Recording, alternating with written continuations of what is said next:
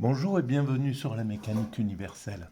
Alors aujourd'hui nous sommes le dimanche 29 janvier 2023 et je voulais préciser un petit peu les vidéos que j'ai fait hier à propos des pathologies de la classe riche.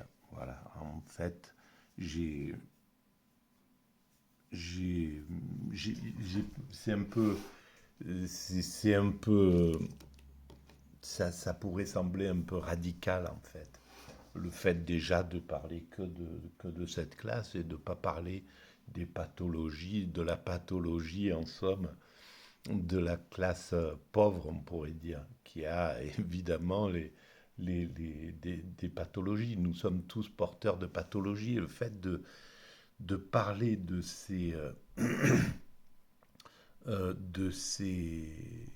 comportements en fait instinctifs, c'est ça que j'appelle des pathologies. Bon, voilà, dans la classe pauvre, il y a de l'envie, de la jalousie, euh, des, euh, de la fragilité mentale qui peut faire que euh, on est, euh, on est plus susceptible d'être influencé. Et c'est ce qui fait que des dominants, qu'ils soient issus des classes bourgeoises ou des classes prolétaires, peuvent entraîner le peuple dans des comportements criminels absolus. C'est ce qu'a fait un Hitler, c'est ce qu'a fait un Staline, etc. Voilà, donc on, on est tous porteurs de ces pathologies. Moi, en fait cette vision un peu schématique, ça a toujours été ma façon de, de réfléchir à l'humanité dans sa globalité. Donc, dans, en somme, il n'y a aucune. On ne doit pas avoir de velléité envers qui que ce soit. En somme, c'est comme ça, c'est ce que je veux dire. C'est le monde est comme ça. Euh, le, les, le fait, quand je dis les classes, les riches sont pas heureux, sont malheureux en somme, sans le savoir quoi. Hein. Évidemment, déjà c'est schématique et ça marche pas pour tout le monde, mais je parle d'une sorte de généralité. Et en fait, l'intérêt de parler, d'essayer d'éclairer cette version, cette option, peut-être elle est juste. Et si elle est juste, l'intérêt d'éclairer ça, c'est de pouvoir dire, bon, si vous voulez passer du côté du bonheur, vous êtes du côté du plaisir, il n'y a pas de problème, mais vous ne touchez pas au bonheur en étant dans un système injuste, parce qu'en fait c'est ça, quand un système qui ne redistribue pas, un système riche qui a des indigents, qui a des gens qui souffrent, qui a une partie de sa population qui ne s'y retrouve pas, qui vit mal son existence, qui traverse la vie à travers la souffrance, c'est injuste. Il est impossible, même en étant de mauvaise foi absolue, parce que c'est le seul moyen, en somme, hein, de pouvoir justifier l'injustifiable, le fait de ne pas partager, le fait de ne pas soutenir ses congénères, le fait d'être égoïste, etc. Toutes ces valeurs que les religions et les philosophies ont, euh, ont, ont répandu et préservé dans cette humanité depuis 3 4 000 ans, quand on est dans un monde qui est vraiment injuste, on ne peut pas être totalement heureux. Enfin, à mon sens, hein, même avec de la mauvaise foi, il reste quelque chose, une couche qui est au fond derrière, quelque chose comme ça. Bon, bref.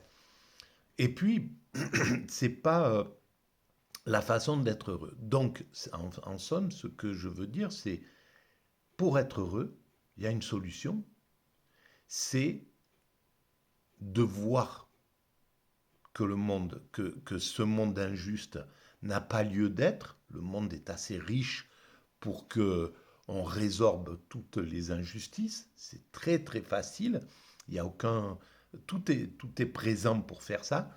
Et donc, si vous êtes, si la classe riche vous vous organisez pour être généreuse envers, pour aider de façon euh, non obligatoire, que ça soit vous qui, au lieu d'y être obligé, que ce soit vous qui preniez les devants, comme d'ailleurs le font il y a 200 milliardaires américains qui réclament d'être plus taxés, etc. Voilà, si vous vous organisez pour être des bienveillants, pour être pour vraiment voir l'humanité dans son ensemble en disant bon, il est temps de commencer à travailler sur ceux qui souffrent le plus. Voilà, puis on remonte progressivement vers les choses. Tout ce qui, c'est les indigences qui sont présentes, on va travailler à les gérer. Voilà, tout le monde doit avoir droit à une éducation, donc une école dans chaque village. Ça va coûter peut-être 50 milliards pour construire ça sur la planète. C'est pas énorme dans le truc. Installer, mettre, former un instituteur, un professeur, enfin voilà, dans chaque village, ça va coûter peut-être 50 milliards encore. Et puis faire un petit hôpital, un petit endroit pour soigner dans chaque endroit comme on le voit dans les pays à peu près qu'on dit développés. C'est facile à construire, c'est rien du tout. Des milliards, il y en a, on sait qu'ils sont, qui sont pleins dans les paradis fiscaux, on sait que c'est possible de ponctionner des milliards et de désenclaver des endroits, d'aider, etc., etc. On sait qu'on peut permettre à chacun d'avoir quelque chose de, de, de positif. On sait maintenant construire des petites maisons, des petits immeubles, complètement autonomes, vraiment qui soient écologiques, tout à fait écologiques. On peut commencer à travailler là-dessus. Voilà, on peut mettre des chantiers en route, des chantiers du bien, quoi, pour le bien. Voilà, donc si vous décidez d'aller dans ce sens-là, tout de suite, vous rentrez du côté du bonheur. Parce que le bonheur, il se passe à ce niveau-là. Le bonheur, c'est pas de posséder, c'est pas d'être meilleur que d'être plus riche que l'autre, de faire envie. Tout ça, c'est des valeurs primaires. Ça satisfait uniquement nos pulsions. Ça satisfait pas autre chose que ça.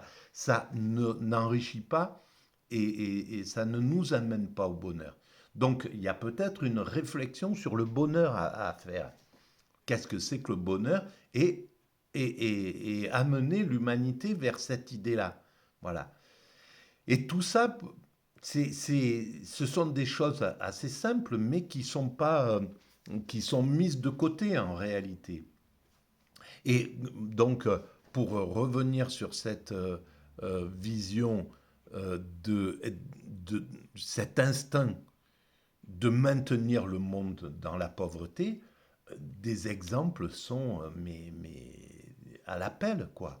Euh, on voit tout ce qui est fait pour maintenir, pour que les hommes ne soient pas heureux, quoi. Ça, c'est clair. Et là, dans cette période néolibérale, c'est hallucinant à quel point ça a été tout ce qui était susceptible d'amener du bonheur au peuple, tout ce qui a amené du bonheur au peuple dans les 30 glorieuses, qu'on a appelé les 30 glorieuses, a été vendangé, a été privatisé, a été... voilà, les, c'est simple, hein, quand on a vécu ces moments-là, on le sait. Voilà, c'est évident. Et donc, pourquoi il y a ce mécanisme-là? Pourquoi ce mécanisme d'aller vendanger des acquis sociaux? Quel est le sens d'aller vendanger des acquis sociaux? Quel est le sens d'aller dire, par exemple, voilà, de prendre, c'est ce qu'on dit justement, le système dominant. Euh, voilà, les fonctionnaires ou par exemple, les, la SNCF, c'est pas normal qu'ils aient tous ces privilèges de pouvoir avoir le train gratuit, etc. Donc ils prennent le sens dans ce sens-là. Ce qui voulait dire qu'ils voulaient réduire les choses à tout le monde. Il faut réduire ces acquis qu'ils ont eus. Au lieu de dire, bon, ils ont ces acquis, ils les ont gagnés, etc., dans de haute lutte, on, il n'est pas normal que les autres n'aient pas ça. Voilà, ça c'est vraiment la façon perverse, parce que c'est une façon totalement perverse, hein, d'aller dans ce sens-là. Les gens d'EDF, ils ne payent pas l'électricité, ils ont ces avantages, etc. Bon, y a quelque chose qui, au lieu de dire il faut réduire leurs avantages, qu'est-ce qu'on peut donner au privé pour qu'ils aient des avantages qui soient équivalents? Voilà, qu'est-ce qu'on peut faire pour tirer vers le haut plutôt que tirer vers le bas? Et tirer vers le bas, ça veut dire on ne veut pas qu'il y ait des gens heureux. On ne veut pas qu'il y ait des gens, on ne veut pas qu'il y ait des gens c'est pour ça qu'ils veulent pas qu'ils voulaient pas de fonctionnaires. Parce qu'en fait, le fonctionnaire, il a la sécurité de l'emploi, il craint rien, quoi. Il n'est pas dans une possibilité on a réduit ses risques. Donc, au niveau de l'évolution de l'humanité, c'est quelque chose d'énorme de pouvoir protéger un être humain de sa naissance à sa mort, quoi, en gros. C'est quelque chose de très important. Et là, on a vu au tout début du néolibéralisme, dans les années 90, la patronne du MEDEF qui arrive et qui dit mais la vie est instable et dangereuse et dans ce truc-là. Donc il n'y a pas de raison que ça soit pas comme ça dans le monde du travail, quoi, en somme. Que ça soit pas précaire. Voilà, la vie est précaire, donc c'est légitime qu'il y ait de la que le travail soit précaire, en somme. Et en fait, c'est clair que c'est dans leur psychologie. C'est pas pour rien que c'est. On pourrait aller chercher dans toutes ces phrases des patrons du MEDEF, on pourrait tout de suite trouver ce qui fait qui veulent, qui veulent que les ouvriers ne soient pas heureux, quoi. Qu'ils ne soient pas dans cet état de bonheur qui est pour eux quelque chose qui leur est insupportable. C'est pas supportable que les pauvres soient plus heureux que les riches. C'est quelque chose qui est comme ça. Et c'est pourquoi ils ont écarté même ces valeurs qui étaient distribuées à l'église par le curé, à la synagogue ou ailleurs, comme quoi celui qui a le moins est le plus heureux, heureux les simples d'esprit, heureux, etc., etc. Les grandes religions donner ces valeurs-là dans la prêche. Et dans la prêche, il y avait sur les bancs sur les bancs des élites, il y avait tous les nobles, tous les notables du coin qui étaient assis comme ça, et ils entendaient ces prêches. Ils étaient obligés de comprendre qu'il y avait quelque chose, quoi. Ils étaient mis devant la, la vérité de la vie. Et là, on a écarté tout ça. En écartant le spirituel, on a écarté la morale, ces morales comme ça qui étaient là et qui disaient des choses toutes simples et qui sont vraies en fait. Celui qui a le moins de choses, qui a le moins de soucis, il est plus proche du bonheur que celui qui a des possessions de tous les côtés, qui ne sait plus quoi, comment faire, quoi. Il y a voilà. Donc, c'était pour justifier. Mais alors, ça veut pas. Voilà, il n'y a pas de. euh, en gros, la classe des riches n'est pas plus détestable que la classe des pauvres. Elle n'est pas détestable du tout, ni la classe des pauvres n'est détestable. Donc c'est juste un mécanisme contre lequel je pense qu'il est nécessaire de lutter, mais pour le bonheur de tous, pour le bonheur des riches et pour le bonheur des pauvres. C'est tout, pour que chacun puisse vivre le bonheur et fasse évoluer cette humanité qui, pour moi, donc, va vers son ultime perfection. Alors, quoi qu'il arrive, ça passera, ça. Le partage, la solidarité, le fait qu'on reparte dans un système de taxation des milliardaires comme ça s'est produit à l'époque du New Deal ou des choses comme ça, ça va revenir. Et peut-être que malheureusement, on le voit là, tout converge pour qu'on fasse une guerre, quoi. Hein.